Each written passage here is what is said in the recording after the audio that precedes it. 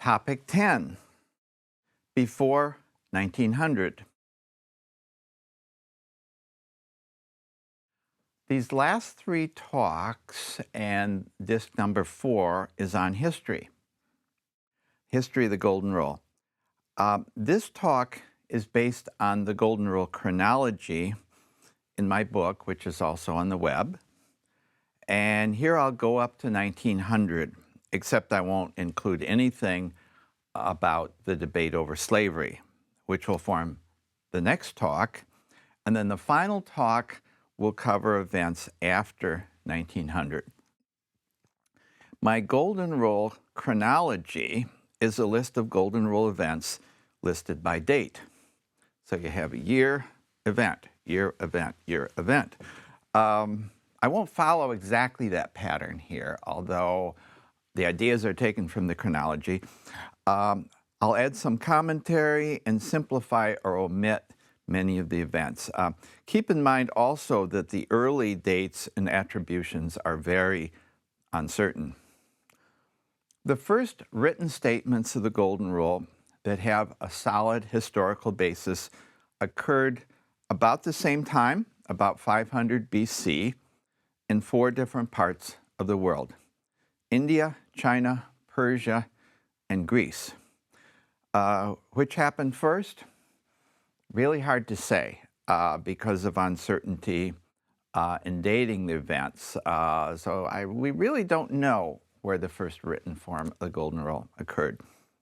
There are way earlier attributions of written Golden Rule, like there's one that goes back to 1800 BC from Egypt, but that one I think does not have a very good basis. That's a long story.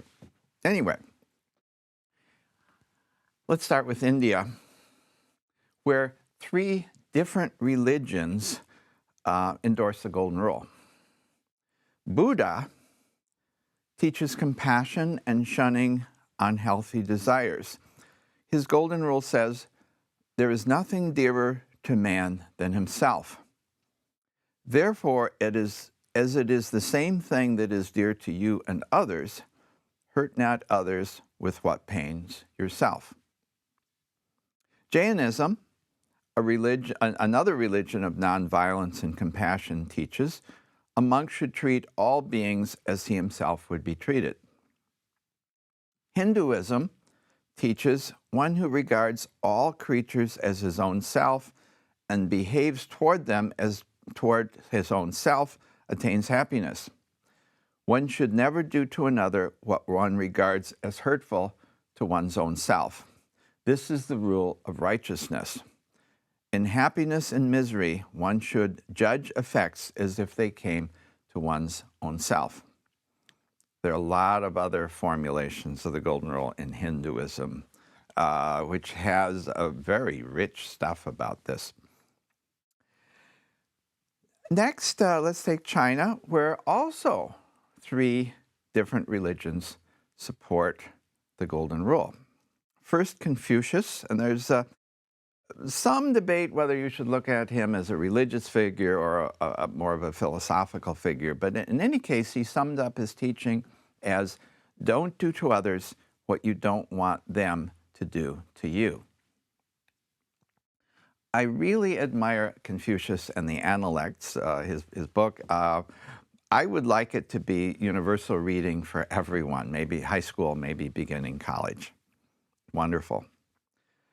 The Taoist Lao Tzu says, "To those who are good to me, I am good, and to those who are not good to me, I am also good, and thus all get to receive good."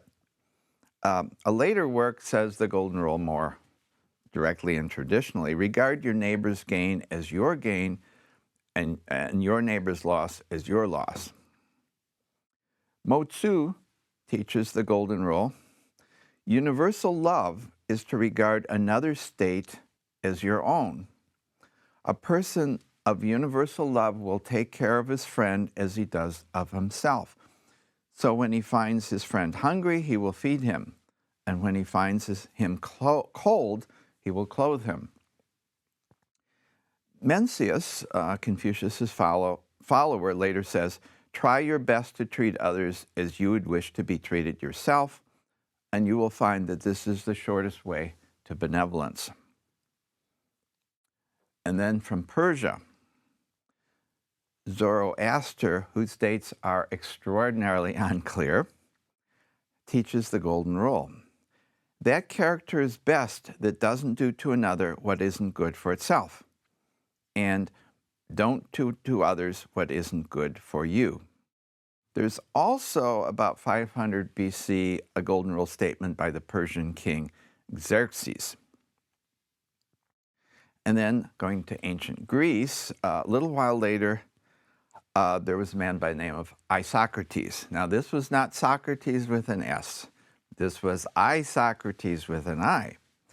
And he taught the golden rule as promoting self-interest. You do to others, so they'll do to you. So the golden rule is just a good way to promote your own interest. And he says, don't do to others what angers you when you experience it from others.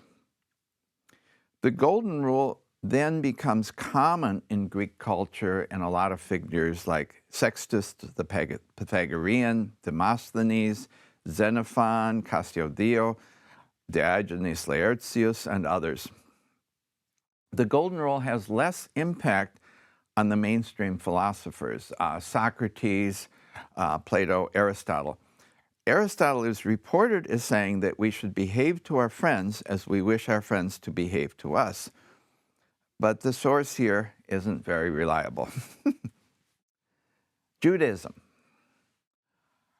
Still later, the golden rule occurs in the book of Tobit, the book of Sirach, the letter of Aristeas, and the Jewish thinker Philo of Alexandria, who was born just a little before Jesus.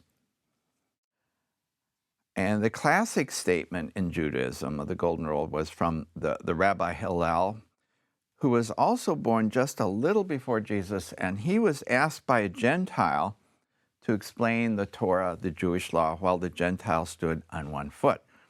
The Hillel responded with the golden rule, what is hateful to yourself, don't do to another. That is the whole Torah. The rest is commentary. Go and learn.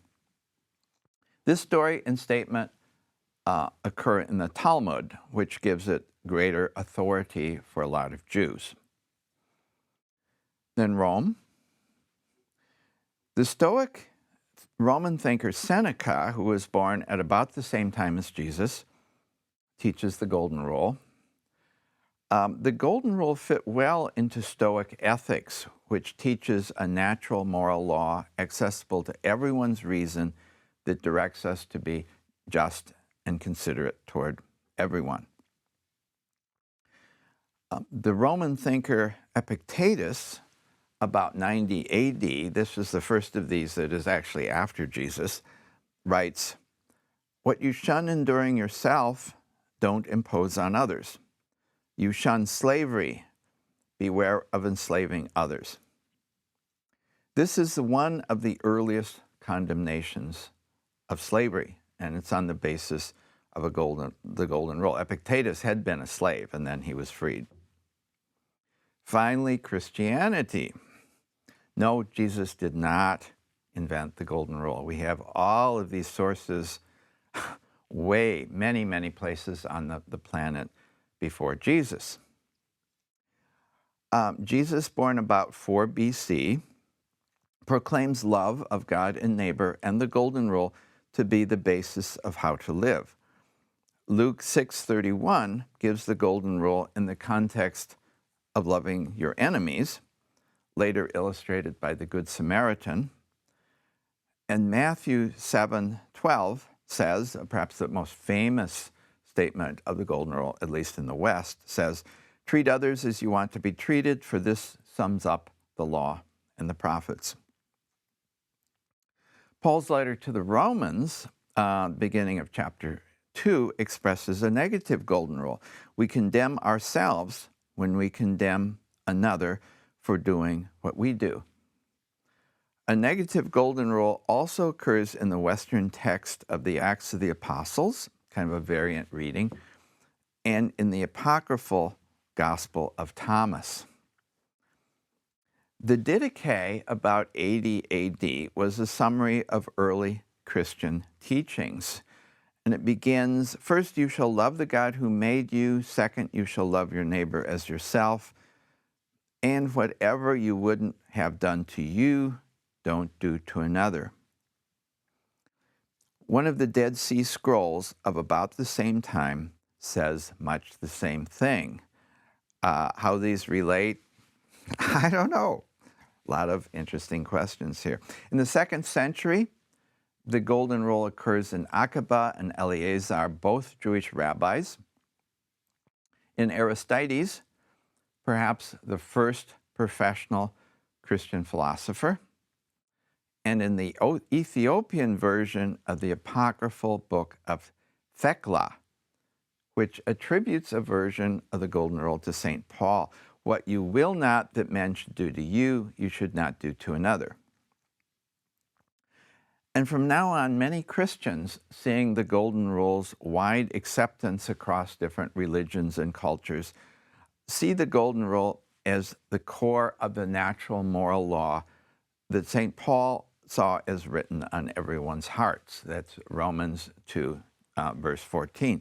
So the Golden Rule is proclaimed as the central norm of the natural moral law that's built into us by a whole series of later Christian thinkers: Justin Martyr, Origen, Basil, Augustine, Gratian, Anselm of Canterbury, Peter Lombard, Bonaventure, Duns Scotus, Luther, Calvin, Erasmus, and many others. I just listed the names that I thought you might know. That's a long list.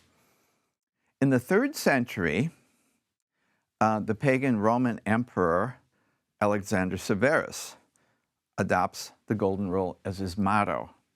He displays it on public buildings, and he uses it to promote peace among the religions. He's way ahead of his time. There's a lot of this stuff going on now, but Emperor Severus. Some say that the Golden Rule is called golden because Severus wrote it on his wall in gold. In the 4th century, John Chrysostom teaches the Golden Rule. Whatever you would that men should do to you, do to them. Let your own will be the law. Do you wish to receive kindness? Be kind to another. And again, don't do to another what you hate. Do you hate to be insulted? Don't insult another. If we hold fast to these 2 precepts, we won't need any other instruction. About the same time, Augustine says that the Golden Rule is part of every nation's wisdom. And Augustine, before he was converted to Christianity, tried out a lot of different religions and approaches, and he knew about the different currents in his area. So when he says that this is part of all or practically all nations of the world, well, he had some experience in that. And he says that the Golden Rule leads us to love God and neighbor.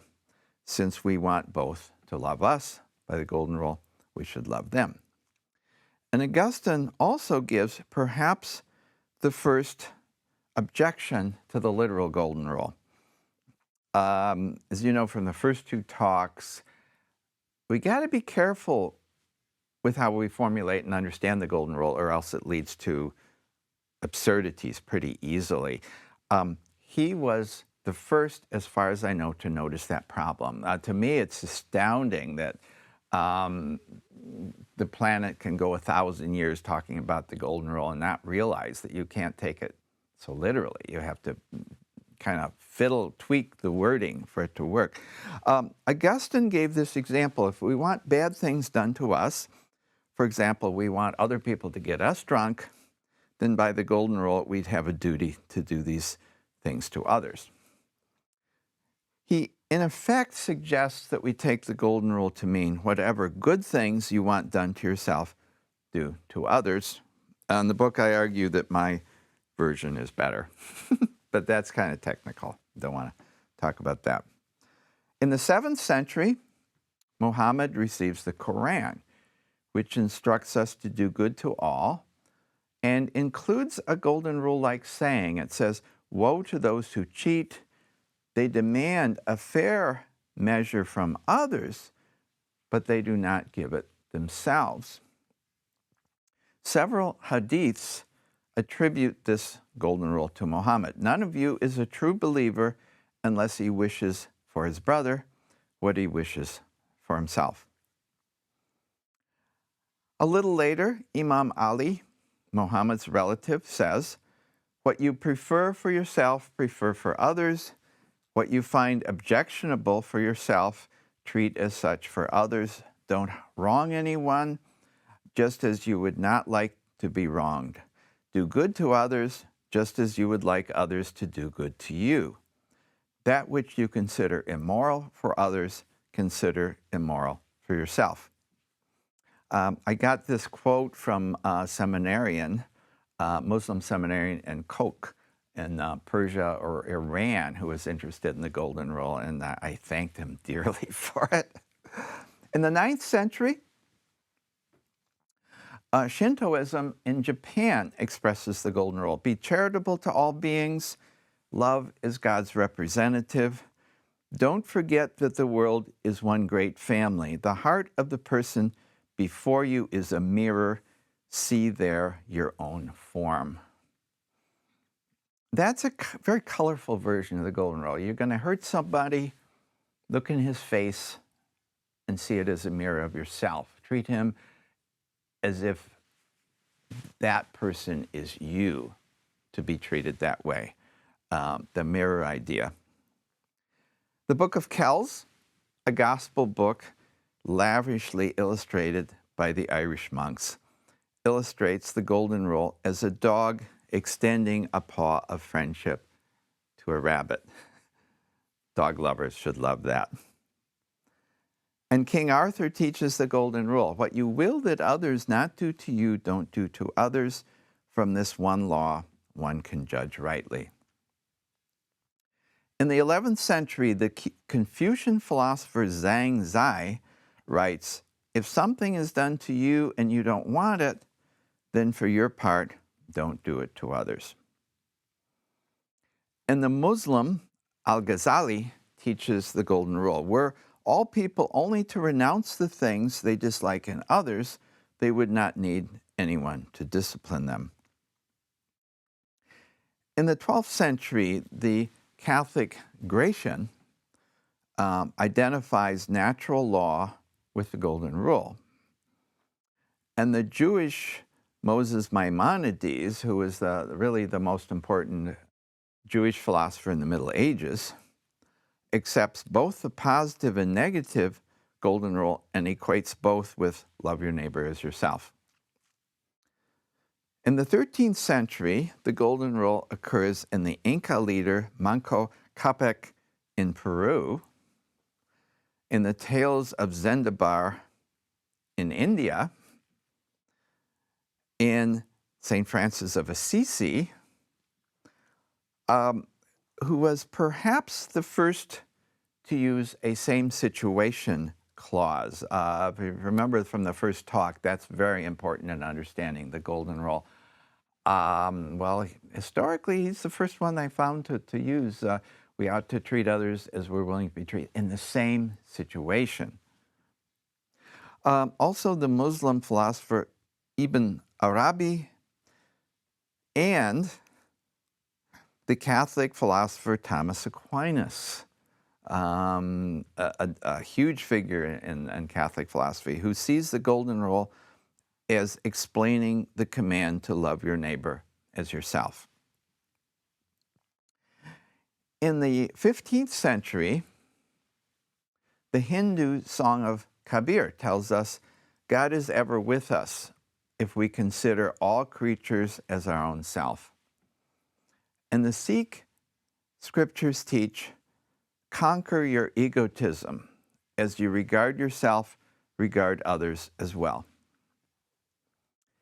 A little later, in 1477, the first book is printed in England by Earl Rivers, and it has the Golden Rule.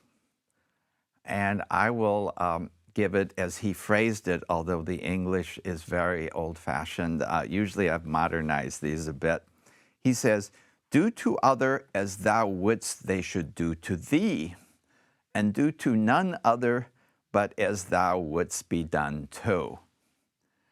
This first book printed in English, they borrowed the printer from France, has no page numbers, and it uses a font which is almost unintelligible. You look at it and try to make sense of the letters. In the 16th century, the Golden Rule occurs prominently in Martin Luther, in John Calvin, and in the Anglican Book of Common Prayer. In the early 17th century, in 1604, Charles Gibbon is perhaps the first author to explicitly call "do unto others" the Golden Rule. People sometimes ask me where this phrase, the Golden Rule, first occurred. And as far as I can see, it's 1604, Charles Gibbon, although there is the earlier tradition that it goes back to the 3rd century's Emperor Severus. At least 10 additional British writers before 1650 used Golden Rule to refer to "do unto others." So the term really caught on. Several books on the Golden Rule appear in England by Eburn, Camfield, Borston, and Goodman, and they're pretty good books. Thomas Hobbes defends the Golden Rule as summing up the social contract that egoistic men accept to protect their own interests. In the 18th century, the Golden Rule is defended by Samuel Clarke, Isaac Watts, John Wesley, Jean-Jacques Rousseau, Voltaire, and many others. Voltaire, inspired by Confucian writings that Jesuits brought back from India, says, "The single fundamental and immutable law for men is treat others as you would be treated. This law is from nature itself. It cannot be torn from the heart of man." On the other hand, two philosophers raised important objections to the Golden Rule, Gottfried Leibniz and Immanuel Kant. And the New England Primer for Children has this poem, "As be you to others kind and true, as you'd have others be to you. And neither do nor say to men whatever you would not take again."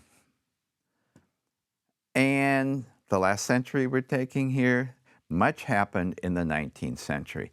The Grimm brothers, the old man, the grandson, tells a folk story about how a grandson reminds his parents to follow the Golden Rule toward grandpa. And that's the little story I used in the first talk. The Baha'i faith emerges in Persia and teaches the Golden Rule. One should wish for one's brother that which one wishes for oneself. The Mormon faith emerges in America and teaches the Golden Rule. Joseph Butler and Henry Sidgwick defend the Golden Rule from reason. Arthur Schopenhauer defends it from sympathetic feelings, and John Stuart Mill defends it from social usefulness. Charles Dickens' novel, Hard Times, protests poverty caused by greed. And he has this little girl, Sissy Jupe, when asked to give political economy's first principle, is scolded for her answer, "Do unto others as I would that they should do unto me," although that's what Dickens thought. We have to use economics and so forth to help people, especially deal with poverty. Matilda Macarness's book called The Golden Rule helps British children learn right from wrong. This was published by Routledge, as is my Golden Rule book. Charles Darwin explains the evolutionary origin of the Golden Rule, which he sees as the essence of morality. McGuffey's Fourth Reader has a story about a little girl, Susan, who learns the Golden Rule from her mother and then returns money she was given by mistake. McGuffey readers were widely used in American grade schools, had a high Golden Rule moral content, and sold 120 million copies. Josiah Royce suggests, and this is my paraphrase, treat others as if you were both yourself and the other, with the experiences of both included in one life. And from the Yoruba people in Nigeria, Africa, comes this golden rule, which I really love. One who is going to take a pointed stick to pinch a baby bird should first try it on himself to see how it feels. I'm totally unclear about the date, but this formula is one of my all-time favorites. So yes, the Golden Rule has been a global idea, shared by many cultures and religions. The Golden Rule is a point of unity in a diverse world.